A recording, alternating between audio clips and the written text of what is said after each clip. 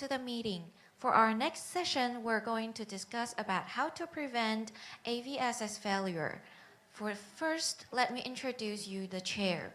Dr. Zhang Jianhua from Taiwan, and the commentator, Dr. Yang Zhijun from Taiwan, and also Dr. Liu Yingzuo from Taiwan. Welcome back.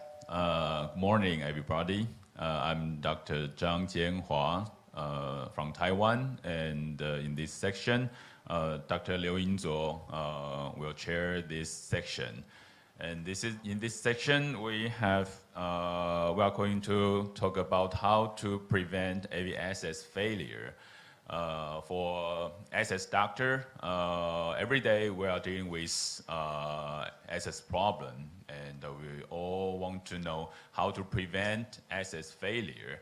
And today we have a very experienced speaker, and they are very kindly to share their experience about how to prevent AVSS failure.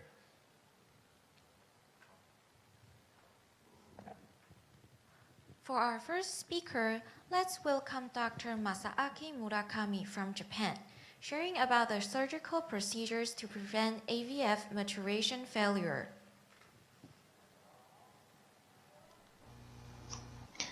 I'm honored to have the chance to speak here. My name is Masaaki Murakami. I'm from Shizuoka, Japan. Shizuoka Prefecture is in the central part of Japan and near Tokyo. There are many sightseeing spots in Shizuoka. Mount Fuji is the most famous mountain in Japan. You can enjoy shopping in the Gotemba Outlet Center. You can also go to the beautiful sea in the southern Izu area. In Shuzenju area, you can see Japanese old temple and enjoy Japanese hot springs. If coronavirus disease is controlled, you can enjoy. The number of intervention and operation in a hospital is total 1,600 per year. Today, I will discuss the following. At first, I will talk about brachial artery superficialization. This graph shows changes in the average age of incident DASy patient in Japan. As shown in this graph, the DASy patient population in Japan is getting older. As you know, many studies suggest aging is risk factor for vascular access failure. This graph shows trend in vascular access use in various countries. Red is AVF, blue is AVG, and green is catheter. Catheter use increased 1.23-fold, and AVF use decreased in many countries because the elderly patients are increasing. In this report, compared with fistula use, catheter use had higher risk for all-cause mortality, fatal infection, and cardiovascular event. Catheter use is associated with an increased risk of infection and mortality. Creating vascular access became more difficult than it was some decades ago. However, types of vascular access has not changed for several decades. Central venous catheter is sometimes used for elderly patients, even though mortality is high. To avoid using central venous catheter, brachial artery superficialization is sometimes selected as the fourth option in patients in whom a standard AV access cannot be created. In 2008, the Japanese Society for Dialysis Therapy investigated the types of vascular access, where it found 1.8% of hemodialysis patients undergo hemodialysis treatment with brachial artery superficialization. Therefore, BAS is more common than central venous catheter in Japan.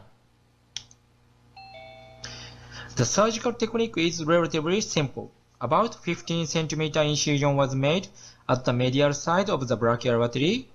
The brachial artery was exposed and superficialized.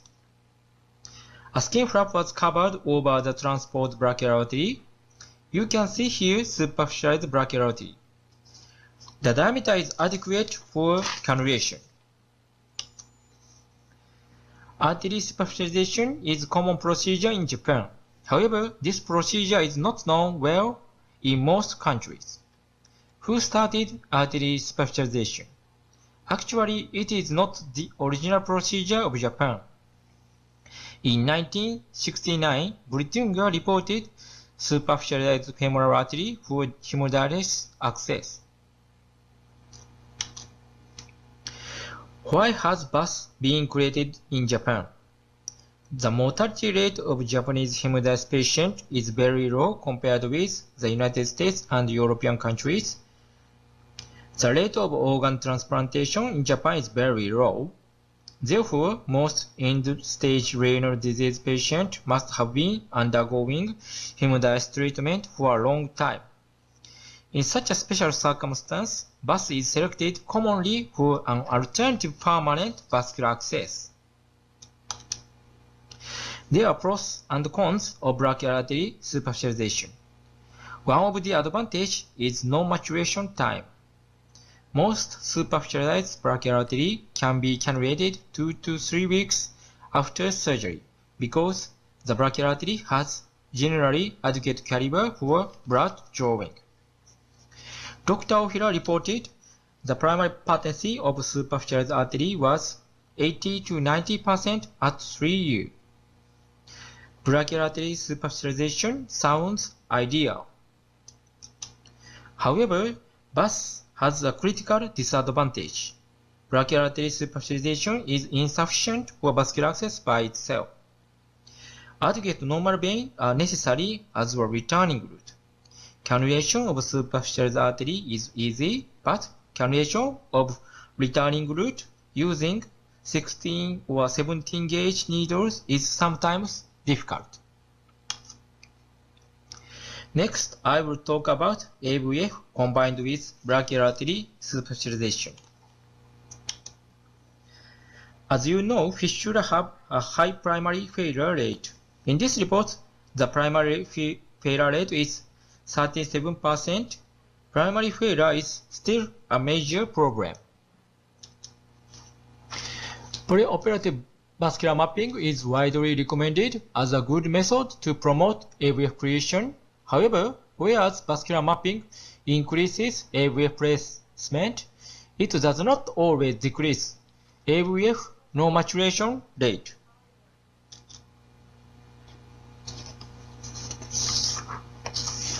Factors associated with fistula maturation are well known. However, we cannot predict fistula maturation exactly. Aggressive angioplasty for maturation failure is excellent result. However, all PTA may not be necessary. In patients with high risk for fistula maturation failure, we created arteriovenous fistula combined with brachial artery superficialization. With this procedure, the superficialized artery are used as drawing route and the AVFs as returning route. First objective, we created AVFs and superficialized brachial artery simultaneously in patients with high risk for maturation failure. The brachial artery has generally adequate caliber for blood drawing. In these cases, the superficialized arteries are used as outflow route and AVFs as returning route.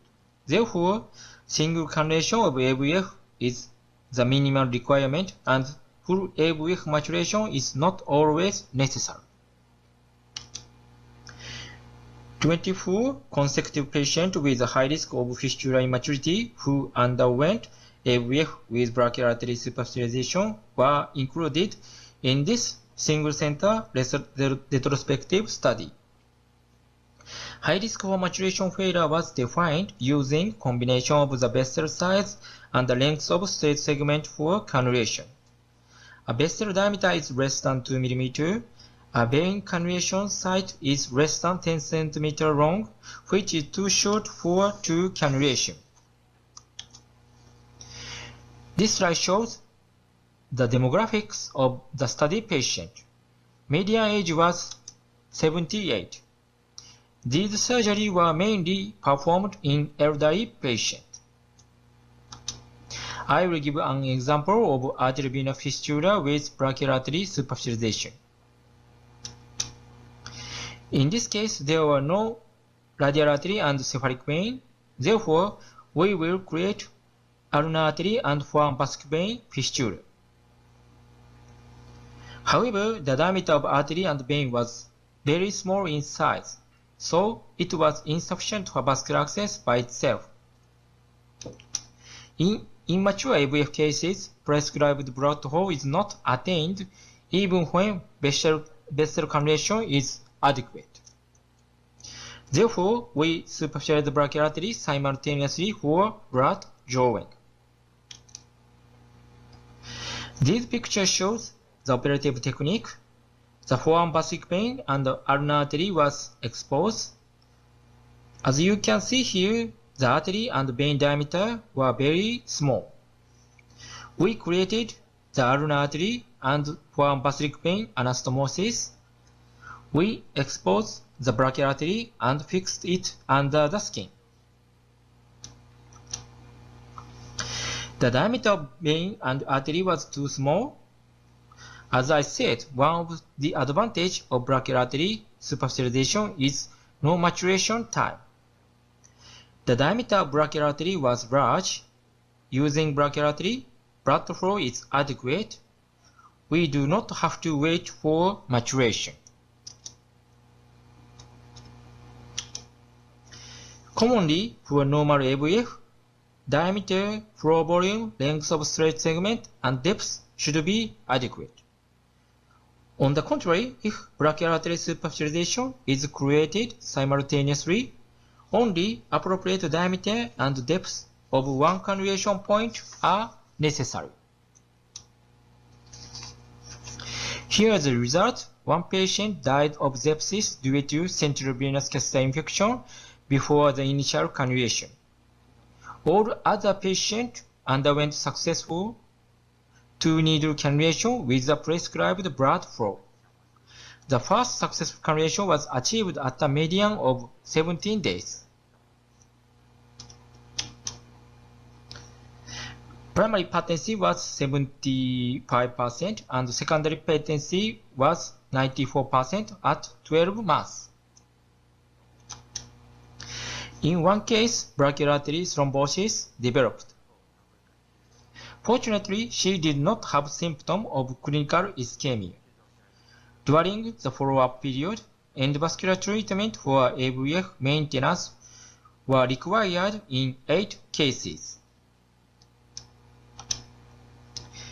In conclusion, BAS can be considered as an alternative procedure for vascular access creation in patients in whom vascular access cannot be created using conventional techniques.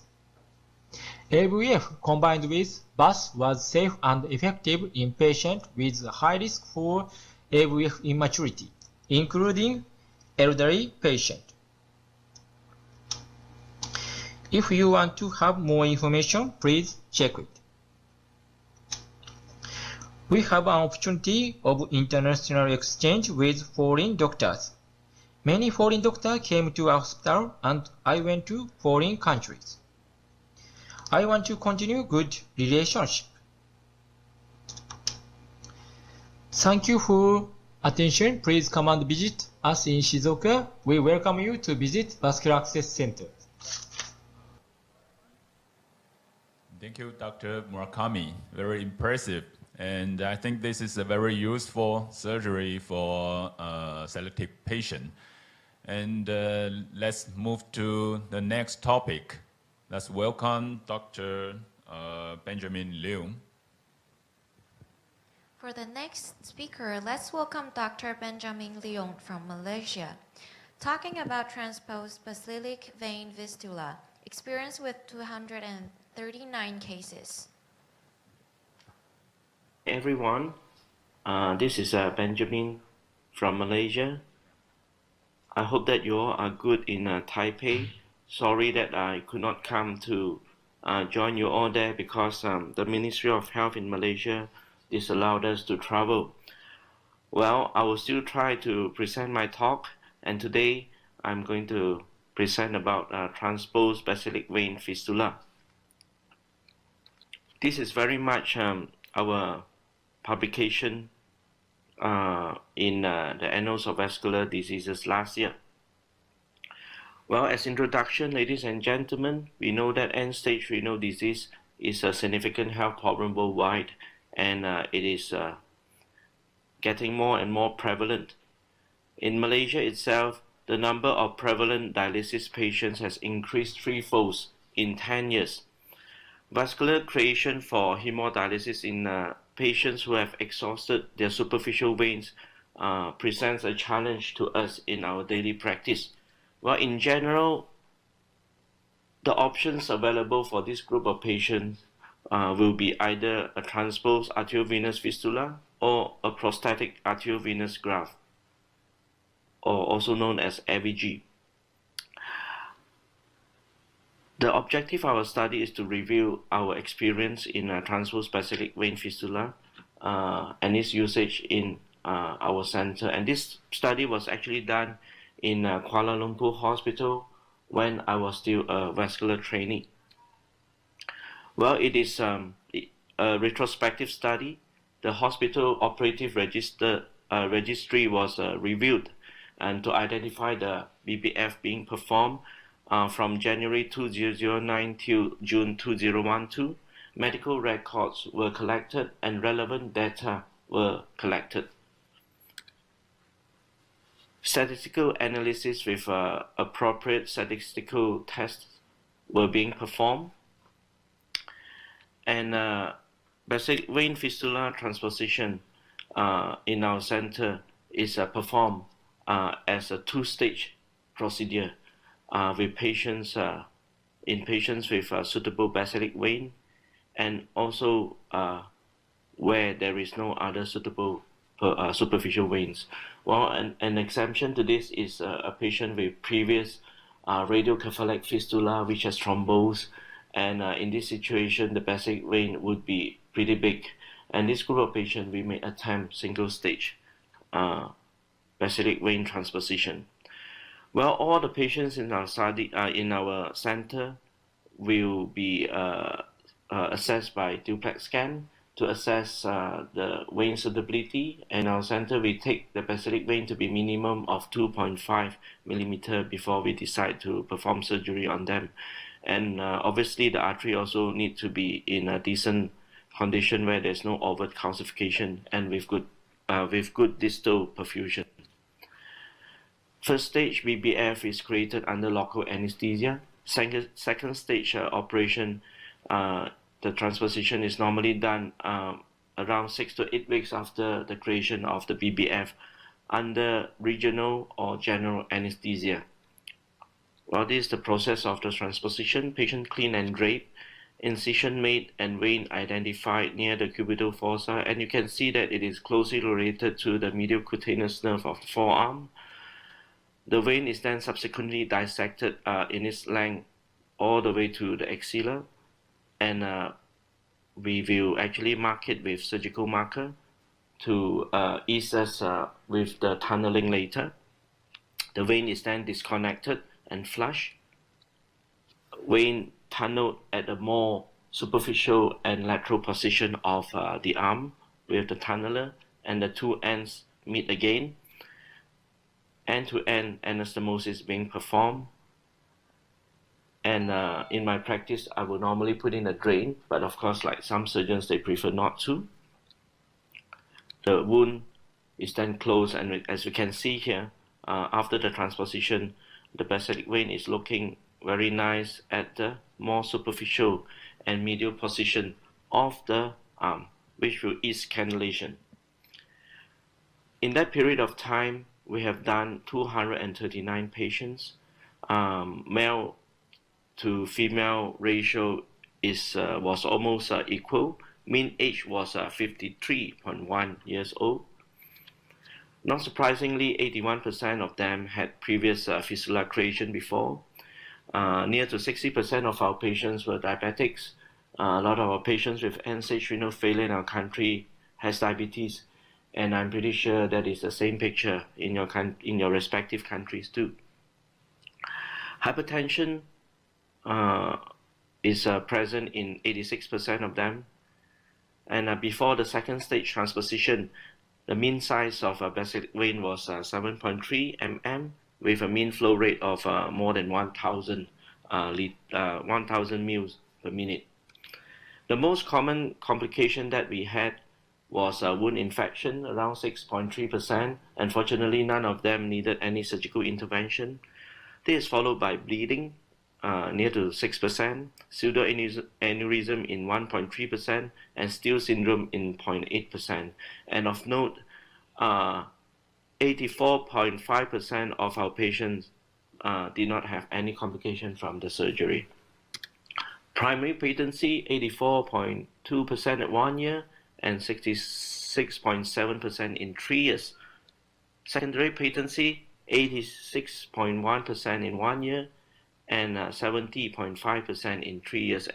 As you can see, there's no big difference between primary and secondary patency. This is due to the fact that quite a lot of our patients present to us with a fistula problem after the fistula is already thrombosed for some time, and which will make re-intervention difficult.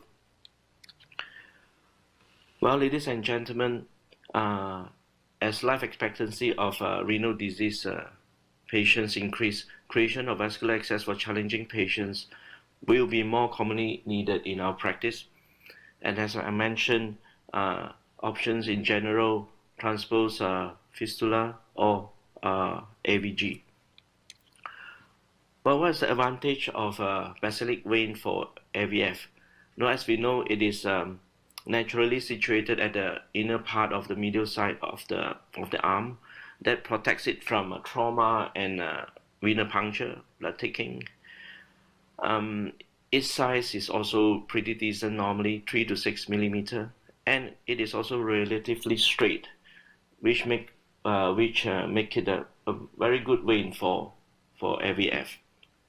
When we compare a native fistula and a graft, we know that native fistula has a longer patency, less infection, less occurrence of Steele syndrome, and less secondary procedure.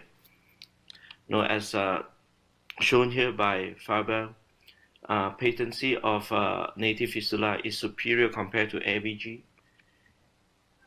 Infective rate also, it is a lot lesser compared to AVG for native fistula. This is a patient that I've seen with AVG implanted 2 weeks, just 2 weeks before this.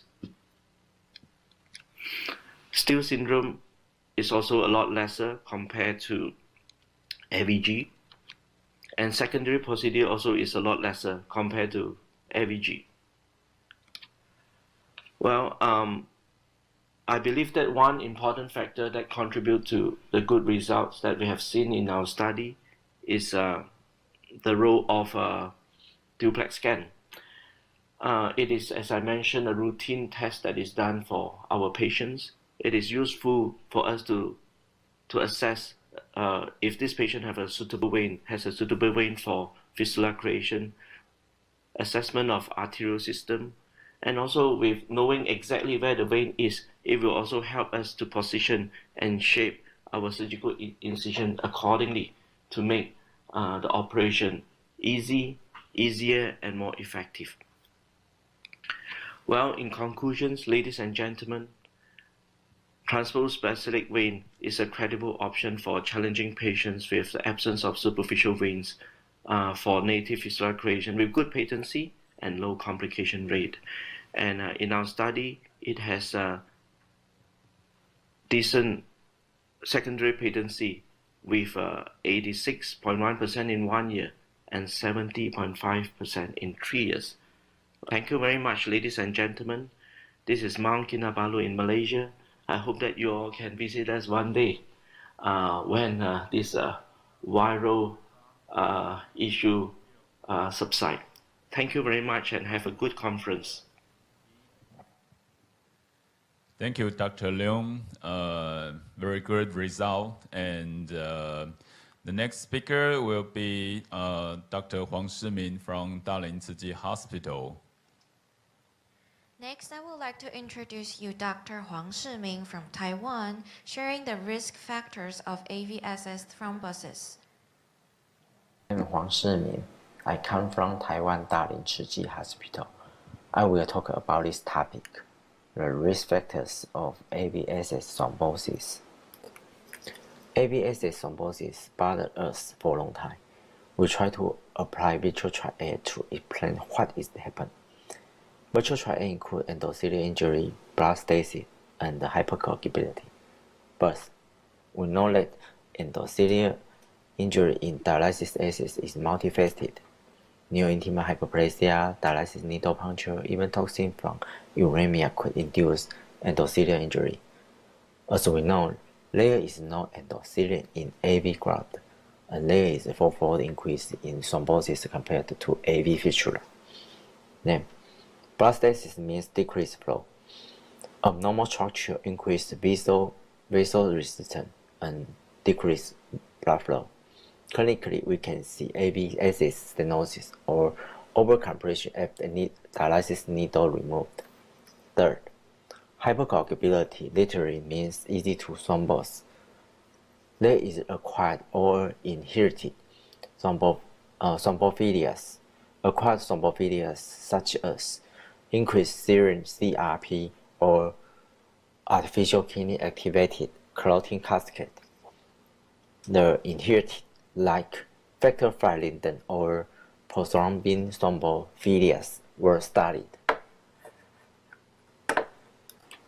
In previous study, regular monitor and surveillance to identify AVSS flow and stenosis could improve patency rate.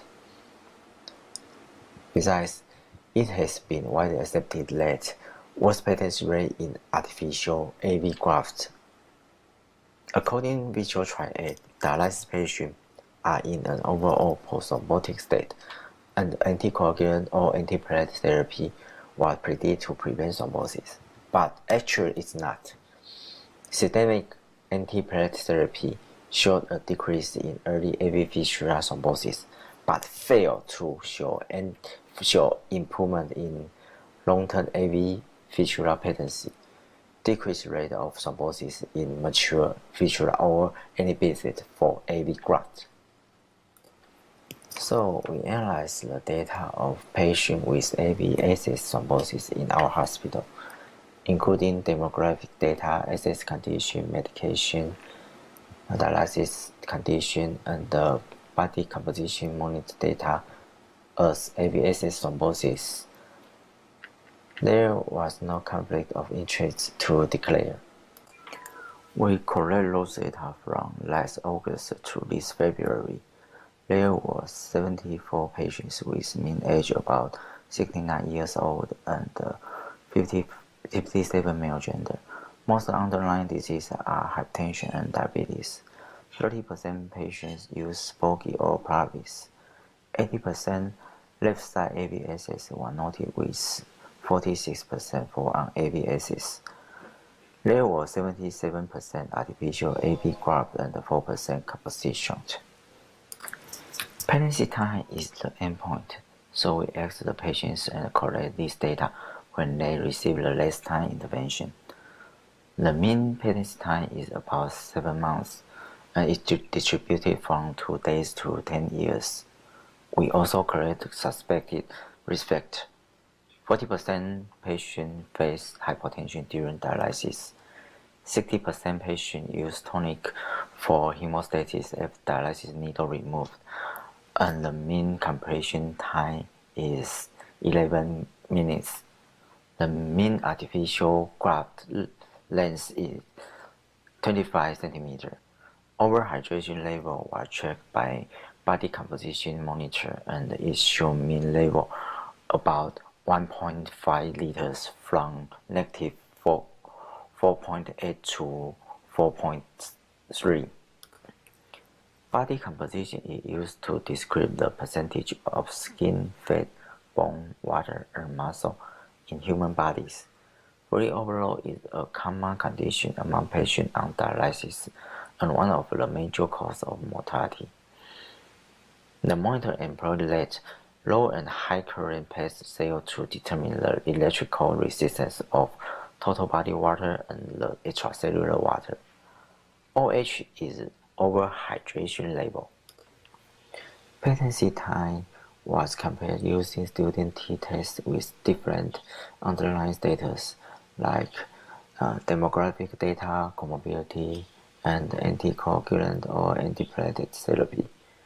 Univariate logistic regression analysis were also used to identify the contribution of each relevant variable associated with patency time. There was no significant difference in patients with different underlying status in SS categories and location. The same statistical analysis was applied. AV Fistula has the longer patency time significantly. It has been widely accepted that worse patency rate in artificial AV graft. There was no significant correlation between graft length and the patency time. Dialysis condition was also analyzed.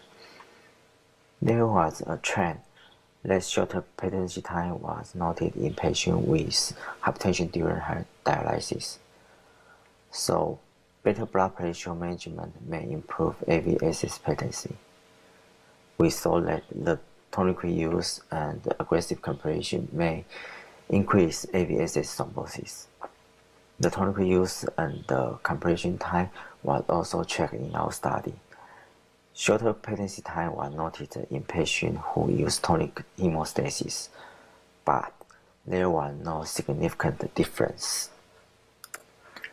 There was also no significant correlation between overhydration level by the body composition monitor and the patency time. However, we consider the fluid condition in dialysis patients should be well managed. Previous studies showed overhydration could induce poor prognosis, especially OH level over 2.5 liters. Besides, aggressive dialysis due to overhydration may induce hypertension. Dehydration could increase blood osmolality and decrease blood flow, so dehydration could also induce shock. So, we analyzed the correlation between overhydration level by the body composition monitor and the hypertension during dialysis. It showed that hypertension occurred during dialysis in patients with low OH level by the body composition monitor. The ROC curve also showed that the area under curve is about 0.7 and the OH level is relatively good prediction tool. Back to our hypothesis, higher OH level could avoid hypertension during dialysis. So, adequate overhydration may prevent hypertension during dialysis, but patients with average weekly overhydration level over 2.5 has poor prognosis in previous study. In conclusion, first, it has been widely accepted that worse patency in artificial graft, and it was also found in our study. There was no significant difference patency time in longer graft lengths. Shorter patency time was noted in patients with hypertension during dialysis, so better blood pressure management may improve AV-access patency. Fluid management by body composition monitor is used. Adequate overhydration may prevent hypertension during dialysis. Finally, risk factor of AV-access thrombosis may be complex, and more data should be collected to further survey.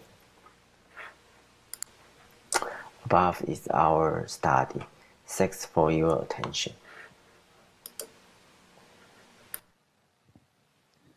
Thank you, Dr. Huang, for this excellent talk. And we'll discuss this topic later. And let's move to our final topic by Dr. Triota. For the next speaker, let's welcome Dr. Scott Torrerola from America, talking about immature fistula maturation, little role for embolization.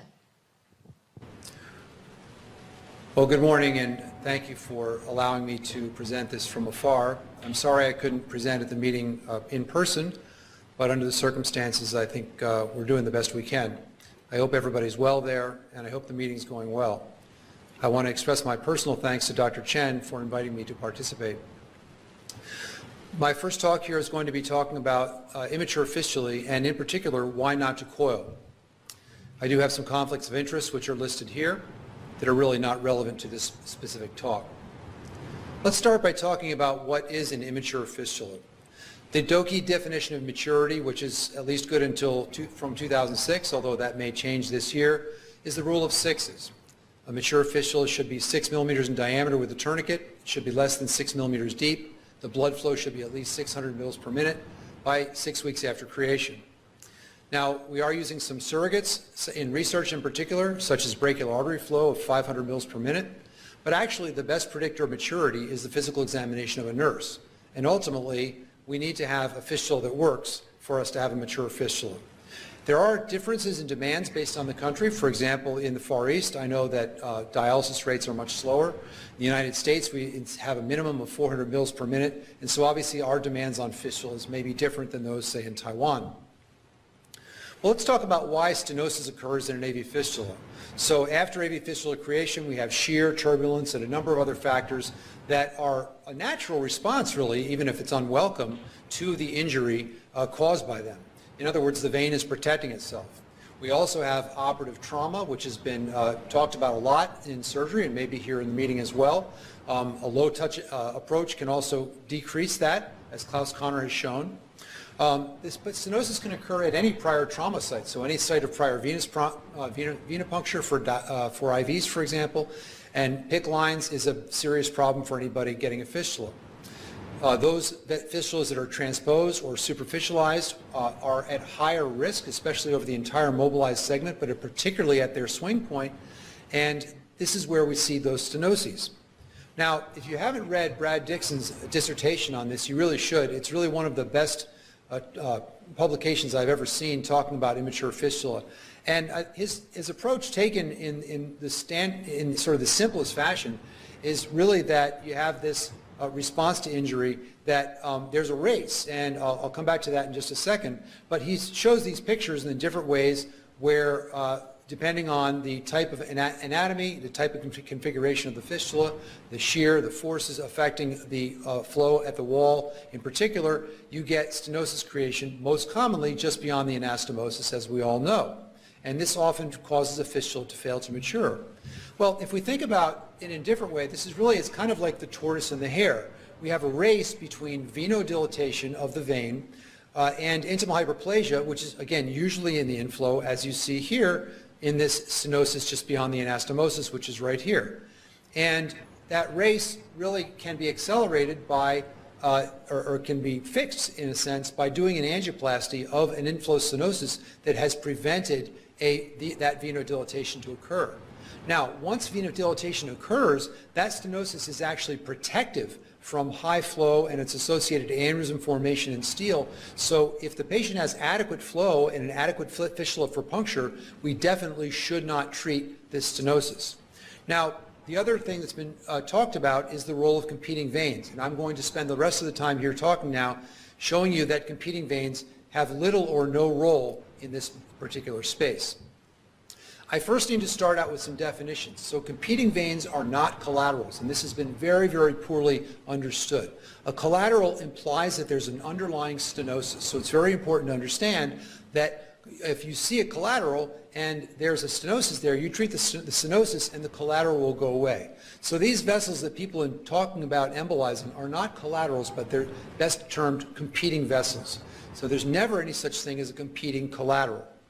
So let's use the right term, competing veins, and let's look at the literature talking about whether or not treating competing veins actually has any value. This is most of the papers that are out there talking about immature fistula salvage, dating back over 20 years now. And they differ in a couple of ways. One, that some of them are published by interventional radiologists and some are published by interventional nephrologists. The ones published by interventional radiologists, with a few exceptions, but almost all, have angioplasty alone and little or no competing vessel embolization. The early publications in the interventional nephrology community often had competing vessel treatment, sometimes 100% of the time, sometimes 80% of the time, but very, very often, and usually in accompaniment with the angioplasty.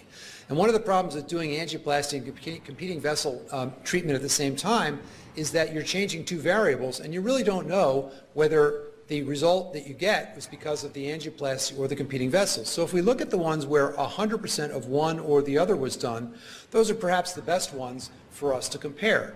And it turns out that if you look at the results, and especially if you look at them on an intention to treat basis, the results are actually the same whether you do angioplasty alone or whether you do competing vessel treatment on your own. And these results have come from all over the world, including this good-sized study here from Liang, which is from right here in Taiwan. And so we've got a lot of contribution.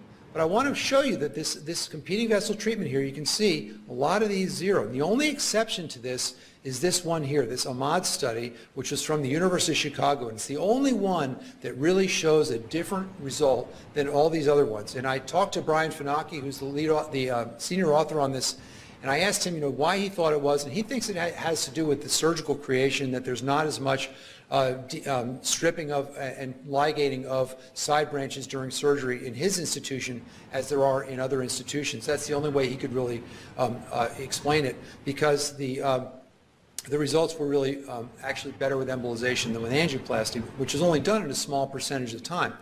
But again, you look at all these other ones, angioplasty alone, just exactly the same result as if you do competing vein treatment in addition to that. And then the paper that really put the end to this and the final nail in the coffin of competing vessel embolization is this one right here. And this is also a retrospective study in which embolization was performed in about half of the patients and not in the other half. And when it was done at the same time as angioplasty, as I've just discussed. And then in 2011, halfway through this their series, they stopped doing the embolization altogether, and they looked retrospectively at the results. And they found that there was absolutely no difference in the procedures needed to achieve maturation, whether you did embolization or not, or the time to maturation, as you can see here, or the primary or secondary patency.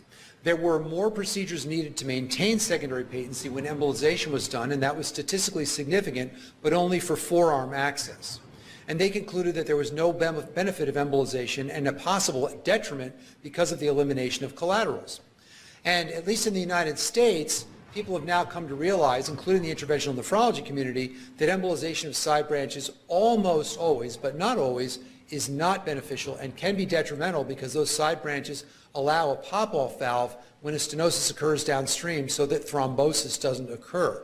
And embolization of side branches has effectively vanished in the United States except in a tiny, tiny percentage of patients. So what is our protocol? We do a 3 French micropuncture catheter in the brachial artery, although there's an emerging role of transradial. And again, a lot of that literature has come right from here in Taiwan, one of the bigger series from C et al. Back in 2013. And I encourage you to take a look at that. It's an excellent series. And then the importance of either a radial approach or brachial approach is that you are not sticking the vein, which can go into spasm in these immature veins. And that changes the entire dynamics of the fistula. So we then angioplasty the stenosis, either transvenously or transradially, and really that is the core of immature fistula salvage. You should always treat the stenosis first, and not do anything else, and that almost always works. I showed you the very good long-term results associated with doing that. Rarely, and only rarely, in our practice, it's way under 1% of the time, you treat competing veins via a transvenous route. And you can do embolization, you can do open ligation, you can do closed ligation, but again, never in the same setting as angioplasty. So here are a couple of examples. Here's a patient that has an immature fistula. This is before we were doing it with the brachial puncture, so you can see the spasm associated with this puncture right here. There's some downstream, which is likely spasm as well. But you can see this patient primarily has radial artery disease. This was treated with angioplasty. Nothing else done. A year later, the patient is doing well. The fistula actually now had a downstream stenosis that was angioplasty and has done well. Another example of somebody treated for non-maturation, a long and complicated procedure with multiple angioplasties of the artery and of the vein, about 2.5 hours of work, and this is what it looked like at the end. You can see extensive spasm in the artery and in the vein, but in fact, this patient, without any other treatment, went 30 months without before their next angioplasty, so 2.5 years from a maturation procedure. This is the core. Now, let's look at side branches. Here's a patient with immature fistula at 6 weeks. On physical examination, an inflow lesion is suggested. This is the 3 French brachial artery study. The catheter in the brachial artery is opacifying the radial artery here, and we're opacifying the anastomosis. It doesn't look like there's anything here. The operators saw this and they said, well, I think this competing vessel and this one are the cause of this patient's non-maturation, and they decided to do that at a separate sitting, and the patient was scheduled for embolization. But when they came back 3 weeks later, it turns out when they did a more detailed study with a blood pressure cuff, they saw a little bit of narrowing here, and you can see that better here, and they measured flow, and the flow was only 400 mils per minute. So without doing anything about the side branches, they just angioplastied the inflow, and when they did that with a 6 millimeter angioplasty, these vessels are still here, but now the flow is 1,700 mils per minute. This fistula went on to mature, and at 15 months is working without any other intervention, never touching these side branches, and the patient has not had embolization and has a functional fistula. And here's another example. This is a patient with an immature fistula study. You can see that there's obvious stenosis in the vein, which needs to be treated. Somebody saw this, and they saw this, and they said, these are probably going to need to be treated. You can see they got a venous rupture when they did that, treated with balloon tamponade. They saw, in particular, this lesion right here, and they said in their report, as you can see here, they said there's an accessory vein that will likely need ligation or embolization. Well, it turns out 3 years later, this patient's functioning fine. They have a stenosis down here. This never did get anything done about it. It's going just fine, and in fact, is probably a good pop-off valve into this other vein here, why the stenosis here is here, so that the patient doesn't thrombose. So in fact, this untreated so-called competing vessel, which is not competing at all, is actually beneficial to the patient. So, would you treat this competing vessel right here? I think most people would look at that. A lot of people, I think, look at this and say, I'm going to embolize that. But it turns out that this patient has flow of 1,500 mils per minute. It does not change with compression. So that is not a competing vessel at all. There's nothing wrong with that. So, is there ever a role for treating a competing vessel? Well, as I mentioned a few minutes ago, yes, there is, and it's very rare. It's way under 5% and probably even less than 1% of all immature fistulae. In our paper from 2007, we excluded only, those were actually excluded, and 3 of them were ligated and 1 was embolized. So again, that was about 4% of that series. In our current practice, it's only about 1% of immature fistulas. If you have low flow in a mature fistula, that may have a role if you are able to prove by compressing the vein and showing, preferably with flow measurement or by physical examination, that compressing that so-called competing vein actually augments flow in the fistula. And if that happens, then that will in fact benefit from ligation or embolization of that side branch. But if you do this, you will find that 99% of the time it does not. And that if you see something you think is a competing vessel, you angioplasty, you eliminate the underlying stenosis, the patient will do just fine. And rarely, very, very rarely, you see no stenosis at all and you see a competing vein. Again, if you compress that vein and it augments the flow, that is a good indication for embolization or ligation of that side branch. And really, this is a perfect opportunity for a randomized trial that has not yet been done. So then would you complete this competing vessel? And here the clinical indicator is low flow. You can see here with a catheter in the brachial artery, you can see that there's a little bit of narrowing right here, and there's this vessel right here. Well, I personally would angioplasty this. This is one that my colleague Dr. Clark gave me. They angioplasty the stenosis. The flow was 550 mils per minute. When they compressed this side branch, it augmented to 800 mils per minute. So proof of concept. So they did, in fact, embolize that side branch. That's, one out of, like I said, we do that in practice where we do about 1,000 embolizations, 1,000 angioplasties a year. We do about one embolization every year or so. So extremely, extremely rarely. In conclusion, immature fistula procedures definitely can help us increase fistula prevalence. Almost all of those are angioplasty, and they're a very valuable contribution. Embolization of competing vessels is very, very, very rarely needed. When it's carefully tested for, it can be a valuable contribution, but only a tiny contribution. You need to avoid overtreatment and not have collateral vessels or so-called collateral vessels or competing vessels embolized all over the arm. That's definitely the wrong thing to do. And it's really amazing that no randomized trial has been done so far. And given the great research that's come out of Taiwan, maybe we'll see that randomized trial come out of your country. Thank you so much for your Thank you, Dr. Chorotora. And it just give us a mission. And Taiwan, maybe we can start this randomized trial. Maybe Dr. Ko could be the PI and leading us to start this study. And let's welcome all our speaker and commentator. Yeah, and let me introduce, we all know Dr. John Sweenan and Jackie Ho and Dr. Yang Zijun from Taiwan and Dr. Lu Minxi from China and Dr. Murakami, our speaker, and Dr. Huang Shimin, our speaker, and Dr. Leong. Hi. So, because now is the midnight in United States, so Dr. Chorotora could not be online with us. So, according to today's topic, I'd like to know anybody have any question to our speaker. Yes, Jackie. Thank you. Really a very excellent section. I'd like to address my question to Dr. Murakami. The brachial artery superficialization is a very new concept to me, and I would like to know whether there is a minimal size of brachial artery that you will consider this procedure. And in many older people, their brachial artery is also quite calcified. Would that be a contraindication for the procedure? And when would you consider just using the brachial artery superficialization versus together with the poor maturation of the fistula? Thank you for your question. My name is Masaki Murakami. I'm from Shizuoka, Japan. The indication of the brachial artery superficialization is the diameter of brachial artery is more than 4 millimeters.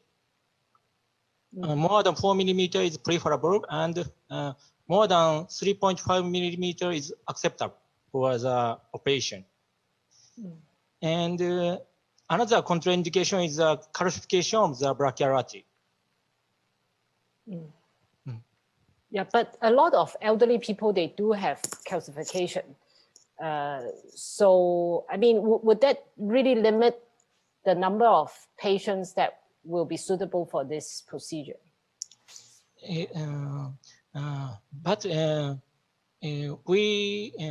Severe calcification of the forearm artery is very common, but severe calcification of upper arm brachial artery is not so common. So we can perform brachial artery superficialization for the elderly patients. Okay, I see. Thank you very much.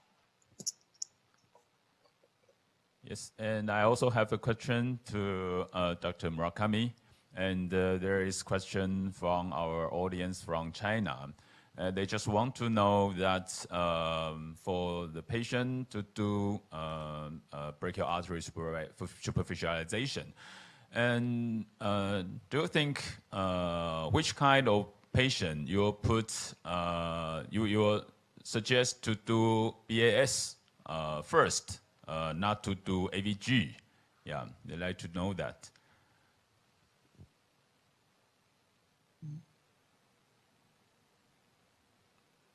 So, they want to know that because which kind of patient, because they think if the patient have no adequate vein, maybe this kind of patient will do AV graft. But what kind of patient you don't do AV graft? You choose this patient to do brachial artery superficialization. Thank you for your question. And if of the vein and artery is less than 1.5 millimeter, we selected arterial venous graft. And if the vein diameter is 1.5 millimeter to 2 millimeter, we created AVF combined with brachial artery superficialization. And the diameter is more than 2 millimeter, we created simple arterial venous fistula. Okay, thank you. And any question from our panelist? Dr. Yang Zijun. Okay, can I speak now? Okay. I have a question for Dr. Benjamin and all the faculties. What will you choose if there is not feasible radiocephalic fistula? What is your next step? Do you do the elbow fistula, or do you do the basilic stage transposition, or do you do the AV graft? Because in my experience, I seldom do the upper arm elbow AV fistula now because it's not very reliable. And I choose to do the forearm loop AV graft as a staged access. When I do the AV arm AVG, and I found the median vein is available, and also the cephalic and basilic vein is available. So I choose to do a forearm AVG, and after that, and if the AVG failed some days, we can puncture the cephalic vein, or we can just transpose the basilic vein. So I just wonder what is your experience about that? Thank you. Hi, can you all hear me? All right. Yes. All right, great. Yeah. So like the practice that we follow is native fistula whenever possible. So we will start off with radiocephalic fistula, failing which then it will be brachial cephalic fistula, and then it will be followed by a BBF. So if there is no native vein available, only then we think about doing AVG for the patient. Like in our country, I think there are a lot of factors to things. Now, for us, native fistula is always the best because infection rate is low, patency rate is better. For grafts, one of the problems with grafts in our country is that we find that a lot of the nurses, they do not know how to take care of it very well. We've seen a lot of complications with grafts, like infection, pseudoaneurysms, and so on and so forth. So we try to stick to native fistula whenever possible. Thank you. Yes, and we also have a question from Taipei, our audience from Indonesia. Yeah, I have a question to Mr. Masaaki Murakami about the brachial artery superficialization. I think it's a good option if our patient have no vein at all. So we have a lot of cases in Indonesia that the vein is already running out, so there is no other option for surgery. I think BAS will be a good option. But my question will be, what about who's going to do the cannulation in the hemodialysis facilities? Do you have special trained nurses, or because what my concern is, if we do a cannulation with all the nurses without special training, what about possibility of any distal embolization that will cause ischemic to the hands? Thank you.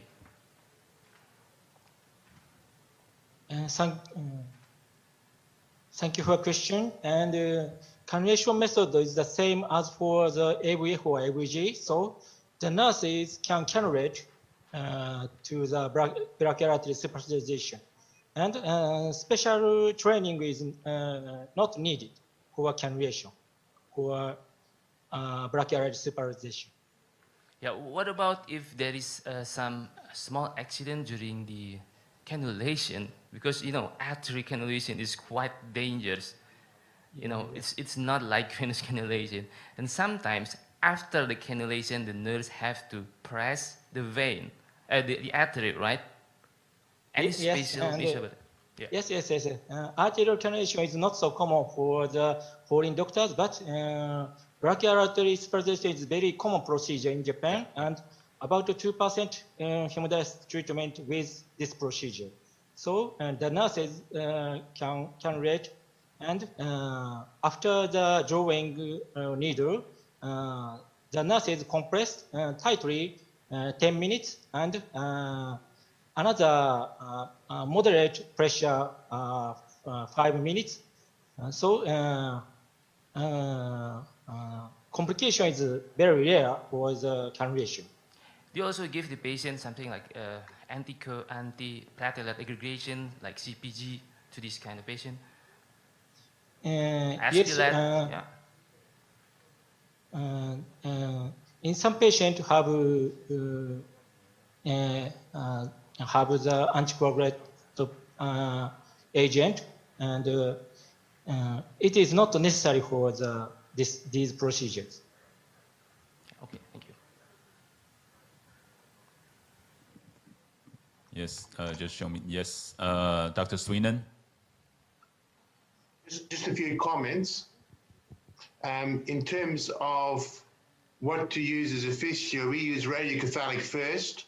Failing that, we'll do brachiocephalic. Failing that, we'll do brachiobasilic. And in fact, about 20 to 30% of our patients in our brachiobasilic, it's a very good fistula. Failing that, we'll use long saphenous. Failing that, we'll use deep femoral vein from the thigh. So that's our sequence of events.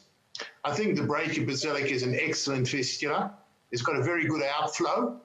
The outflow of the brachiocephalic fistula is through the arch, which is often a problem and difficult to fix, whereas the brachiobasilic fistula feeds straight into the axillary system and always has good outflow. The use of the brachial artery as a fistula, I've used it a few times, and it can be a good fistula, but I agree with the last commentator's opinion. When you cannulate a normal fistula, you're cannulating a low-pressure vein, and that's what nurses throughout the world do. They cannulate low-pressure veins in the fistula circuit. When you create a brachial artery fistula, the usable segment where you do your cannulation is not a low-pressure vein. It's a high-pressure artery. And I'm sure in Japan, where they have lots of them and they've got experience with it, they can do it. But I suspect if you're creating the occasional brachial artery fistula in your practice with high pressures, you're going to have a lot of problems with bleeding and blowout.